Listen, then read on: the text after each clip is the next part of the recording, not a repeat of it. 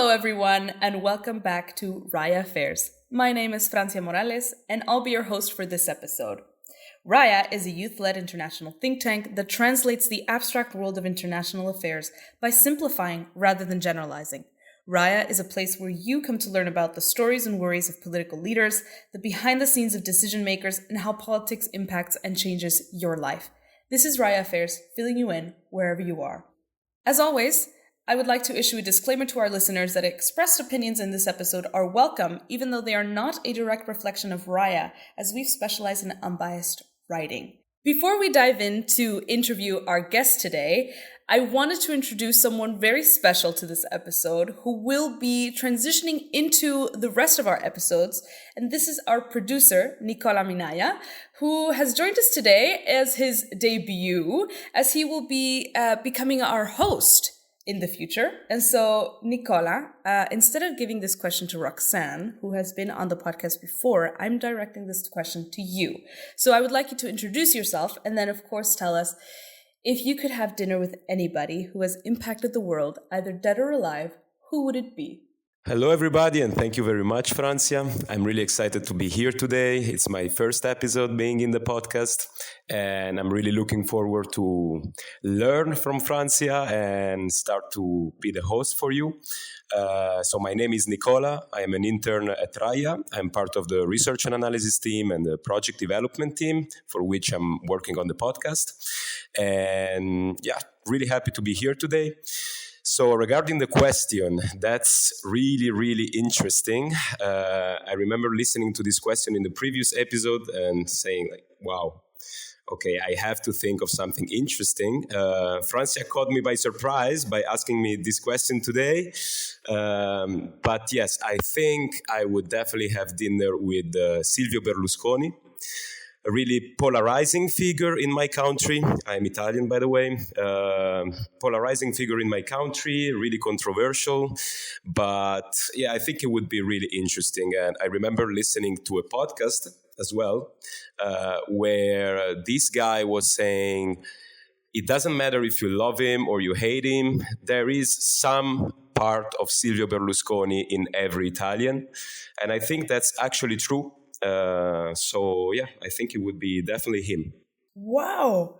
I love that answer. It has a very human aspect to it. Like you would want to spend time with somebody. I think some people go with like I would want to know the intricacies of their brain and what they were thinking when they did X. It's really interesting to say, I would like to know what's up and meet someone for kind of who they are and spend some time in their presence. Fun fact, our director, Dario Hasenstab, is a fan of Silvio Berlusconi, not for his person, just kind of he thinks he's a funny character to follow, as many people do. It's always easy to like someone when they're polarizing another country instead of your own. But thank you so much, Nicola, and welcome to the podcast. We're so happy to have you here, and we're so happy to hear more of your voice as we move forward. And with that, I will kind of pivot to introduce today's topic.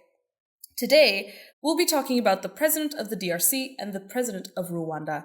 I have to admit, these names are a bit difficult for me to pronounce, but we'll be talking about President Tshisekedi and President Kagame, who are in a bit of a kerfuffle at the moment. But before we begin talking about what is creating hostilities between these two leaders, Roxane, would you like to introduce yourself to our listeners? Thank you so much, Francia. Hello, everyone, Francia, Nicola, and all of our listeners. My name is Roxane de Bergevin. I am half French, half Turkish, so if you hear a little accent during this interview, that's where it comes from. And I've been at Raya now for 2 consecutive years, and I'm currently the editor-in-chief for the research and analysis section, and this is my second time on this podcast, which I love. Very nice. And it's obviously really great to have you here, Roxane. Roxane and I work very closely together, and so it's always nice to have a time to sit down and have a chat about our work. And so let's dive right in. Roxane, what is happening? Would you give us a bit of a snapshot of what's going on, where it is going on, and why there are issues with these two neighbors right now? Yes. So I would like to start by saying that these tensions actually come from the fact that the president from the DRC, so Tshisekedi, blames the Rwandan government and its military forces for directly providing financial aid, support, and training to the March 23 movement, also called the M23 rebel group. And so before going into too much details, I'm just going to dive in a bit to explain who exactly is M23 and what has been their role in the DRC for the past 2 decades. So this is a rebel group which is mostly composed of ethnic Tutsis, and they were part in the past of another rebel organization which was known as the National Congress for Defense of the People. And so this is a group which fought against the Congolese army between 2006 and 2009. And in 2009, they actually signed a peace agreement with the Congolese government. However, in 2012, part of that rebel group decided to break away and start M23 because they believed that the Congolese government did not honor the peace agreements. And so when we see that a faction starting to rise in 2012, we also see them emerge in the Congolese region of North Kivu. And they also captured the capital that same year, Goma, of the region. And so this is kind of the big picture of what has been going on for 2 decades.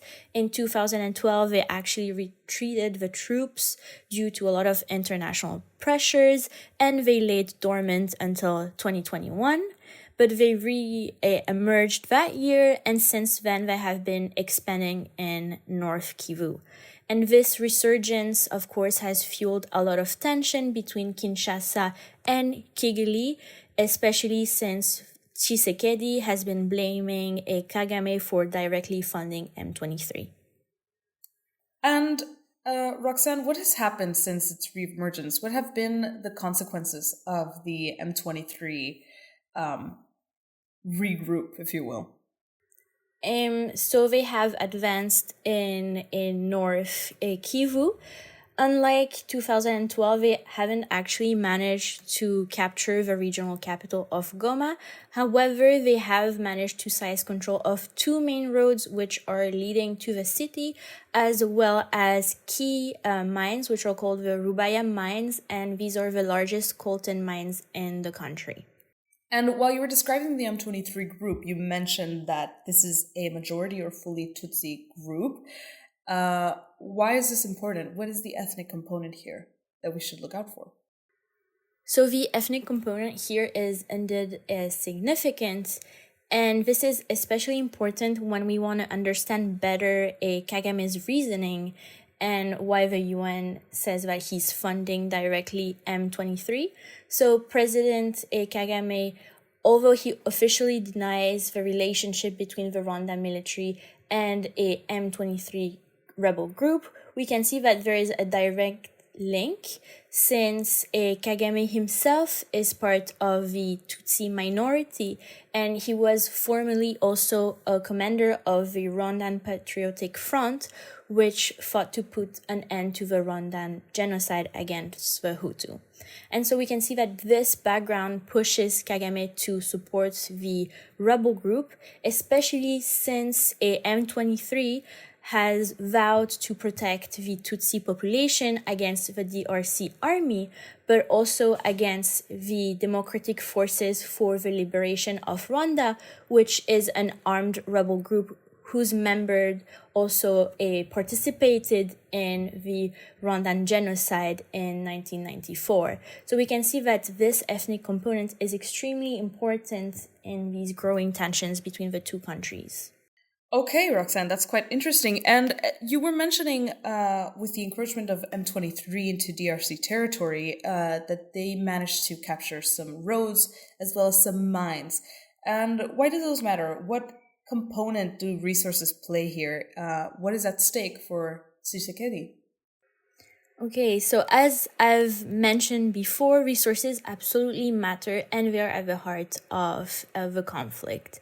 As I mentioned briefly and as you highlighted, Francia, what is key here in this conflict are actually the Rubaya mines, which are rich in coltan. For those who don't exactly know what coltan is, and I actually had to look it up when I was researching for this article, it's actually a mineral that is key in making the electronic components of our mobile phones. And by controlling these mines, the M23 group is making enormous profits, especially since the price for 1 kilogram of coltan has been increasing a lot.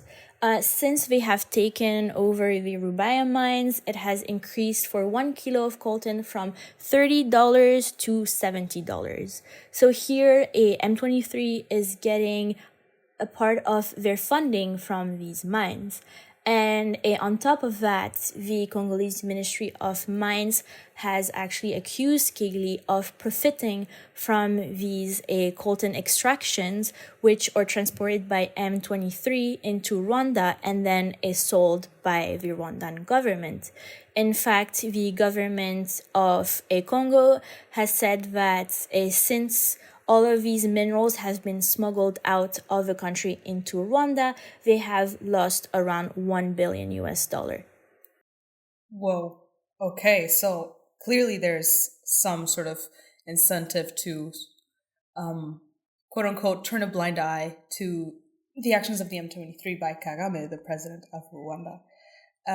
Okay, and moving on to the different actions that Tshisekedi has taken to remedy this issue, you write in your article that he has relinquished some power to other militias whose resources and kind of mobility he can leverage to fight the M23, as well as partnering with Macron, the French president, to maybe garner a bit more support and garner a bit more resources in order to combat the encroachment on the northeastern territory.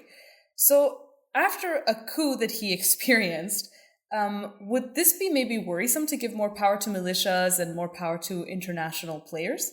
Thank you, Francia, for that question. So in 2023, the Congolese military group has actually formed an alliance with a regional militias in North Kivu. And the aim of that alliance is to legalize the presence of these militias within the Congolese army and to reinforce the Congolese army's presence in those regions which before had a lot of different militias, making it even harder for the Congolese army to fight M23. Tshisekedi has done that, as I said, to reinforce his military power over the region, but also to fortify his sovereignty over this region, which has a lot of different military groups. In 2023, actually, these militias, which are now part of the army, actually advocated for people in North Kivu to vote for Tshisekedi as the president. For now, I wouldn't say that he's too worried about these militias, part of his military. However, we'll see how this plays out in the upcoming years.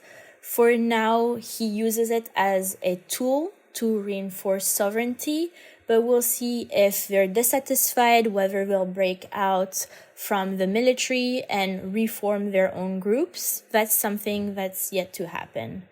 And then regarding Macron, about a month and a half ago, Tshisekedi actually went to Paris and visited Emmanuel Macron, where they had several discussions, one of them resulting in Emmanuel Macron promising that French investments in the DRC would increase in the future, and also that the French ministries of armies would soon visit the DRC to see if anything could be done to help consolidate the country's sovereignty and also provide some support in terms of training to the Congolese army.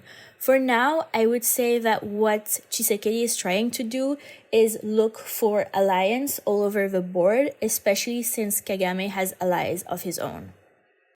Okay, wow. And in this landscape, who would you say are the allies of Kagame that have to confront the allies of Tshisekedi? I wouldn't say military allies, but I would definitely point out maybe towards the UK. I mentioned very quickly and briefly in my article that the UK migration deal is key. So this is a deal that emerged in April of 2022, and it stipulates that any asylum seeker that actually entered the UK illegally since the 1st of January of 2022 could be sent back to Rwanda. And this deal plays a significant role in the current geopolitical landscape and tensions between the DRC and Rwanda. This agreement provides a Kagame with increased leverage and also diminishes his fear of international intervention. If you remember, in 2012, one of the key components that made the M23 rebel group step down from Goma was increased international tensions and also withdrawal of aid from the UK to Rwanda. However, today we don't see those dynamics, and I would say that it really fortifies Kagame's stance and diminishes his fear of having Rwanda's image tarnished. Right. Wow, okay. And now we're even seeing that even players like von der Leyen are throwing around this idea of expatriation to a third country that might not be people's original home country. So it's clearly something that is not unique only to Sunak and might be considered by European powers as well, which might consolidate Kagame's security in his position to either not back down or even strengthen his position with the M23. So with knowing all of this, Roxane, could you please tell our listeners, could we expect this to settle down anytime soon? Is there a clear path forward that we're looking at, or are we in limbo with regards to the DRC and Rwanda? Right now, I would definitely say we are in limbo, and I don't think it's about to settle down anytime soon, and that for several reasons. So first of all, the M23 is getting direct funding from these Rubaya mines, and conglomerates such as Apple is directly buying coltan from them. Meaning, allegedly, meaning that they have direct funding, making it harder for the Congolese army to put a stop to them. Moreover, as the UN highlighted in a 2022 report, they're also getting funded by Kigali. Another reason why I believe that the conflict would last is that today we are in a very different international landscape than we were back in 2012. Again, international pressure worked in 2012, but it's very doubtful that a lot of countries would rally again with the DRC, especially since we're seeing a lot of international attention being diverted to other conflicts, the war in Ukraine, Israel-Palestine, but also seeing that the EU is so much more divided than it was in 2012, especially with the recent European parliamentary elections with wins all across the board from the extreme rights. Wow, okay. So in your analysis, you kind of assert that if something were to occur, it would need third-party intervention. Am I right? Exactly. So we already have France which might be intervening in the upcoming months. Let's see. There is also the Southern African Development Community Mission, which has been in the country for the past year. And so this is a military force composed of South Africa, Malawi, and Tanzania. And so these are the kind of different international players that we can see in that conflict that's already involved. Let's see in the upcoming months if any other player will step in. All right, and so we see that this has garnered the attention of at least some international players, if not international organizations. And you mentioned that the Southern African Development Community is within the country already. What are they dealing with there, Roxane? Are they dealing with the population? Are they providing arms? And if so, what kind of issues are they having to grapple with regards to how this, let's say, high political issue is affecting the local population in North Kivu and the rest of the DRC? And so they're mostly military forces sent to help the Congolese army deal with M23. When it comes to what they have had to deal with, they've had to fight directly against a M23, and some of those countries have actually, such as South Africa, suffered some of their own casualties. Wow, okay. And besides casualties to the military groups that have been involved in this issue, what kind of impacts have we seen with the Congolese population or even the Rwandan population? When it comes to the Congolese population, the conflict has resulted in about 1 million people being internally displaced and around 25 million people in both North and South Kivu are now vulnerable to a food insecurity. And so we see this 1 million people being displaced, finding themselves in refugee camps. Mostly there is one outside of Goma. And actually in May of this year, there was an attack by M23 on these refugee camps. Wow, okay. What does a military group have to gain from attacking a refugee camp? I would say that they're gaining, that's for sure, not a lot of international praises. But again, their goal is to get to Goma. So as they're expanding onto these roads leading to Goma, they're encountering these refugee camps and they're trying to make their way to the capital, making casualties. Well, Roxane, thank you very much for giving us a very good overview of what we're looking at in the situation on the ground in the DRC at the moment.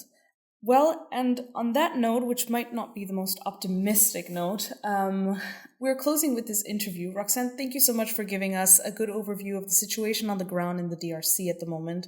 And it seems that for now, we have a problem that might continue to persist as Kagame faces little pressure from international players to back down or to control the M23, and Tshisekedi runs out of options to do so himself. We have kind of seen, as you told us, that he might be able to consolidate his power by absorbing some of the militias that were active in the northeastern region, particularly around North Kivu. And for now, the capital of the region, or the default capital, is still stable or still untaken, but that might change in the future. Thank you so much, Roxane, for coming to speak with us. As always, we really enjoyed having this input about your article, and we hope to see many more articles come from you in the future. If any of you listeners would like to read her article, you can find it at rayagroup.org, or you can head to any of our social media with Raya Now and check out our links in our bios there. If you would like to read this article, you can head to our website at rayagroup.org to find it in our War and Peace section.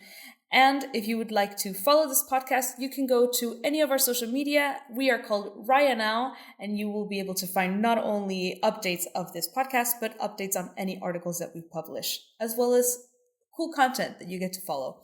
So if you enjoyed this episode, please make sure to rate our podcast on Spotify. You can also listen anywhere that you pick up your podcasts. And we are so excited to talk to you next time.